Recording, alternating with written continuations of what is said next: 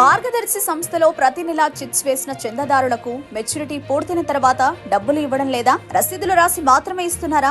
అలా చేయడం chit fund చట్టాలకు వ్యతిరేకమా? చివరికి ఏపీసీఐడీ అధికారులను కూడా రామోజీరావు తన పలుకుబడి ఉపయోగించి ఇబ్బంది పెడుతున్నారా? ఈ ప్రశ్నలకు అవును అనే సమాధానం వస్తోంది.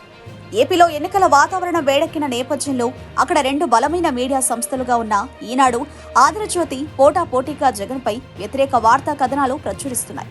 అటు ఈనాడు చంద్రబాబు అనుకూల వార్తలు, వైసీపీ వ్యతిరేక వార్తలు ప్రచురిస్తూ ఉంటే, ఇటు సాక్షి వారికి కౌంటర్ గా వార్తలు ప్రచురిస్తూ ఉంటుంది. తాజాగా రామోజీరావు స్థాపించిన మార్గదర్శి సంస్థలో లొసుగులను ప్రధానంగా బయటపడ్డాయి. మార్గదర్శి ద్వారా రామోజీరావు ఆర్థిక అవకతవకలకు పాల్పడుతున్నారని, చిట్ ఫండ్ చట్టాలను అమలు చేయడం లేదని, చందాదారులకు డబ్బులు ఇవ్వకుండా ఇబ్బంది పెడుతున్నారని తేలింది.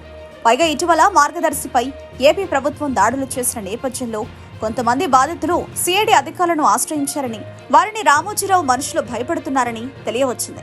మార్గదర్శి బాధితుల సంఘం త్వరలో ఆందోళనలు కూడా చేయబోతుందని సంచలన విషయం వెలుగు చూసింది. రామోజీరావు పెడుతున్న ఇబ్బందులతో ఏకంగా చందాదారులనే బెదిరిస్తున్నారంటే అక్కడి పోలీసులు చర్యలు తీసుకోవాలని బాధితులు కోరుతున్నారు. వాళ్లు వచ్చి బెదిరించిన తర్వాత పోలీసులు వచ్చి వివరాలు సేకరిస్తున్నారు.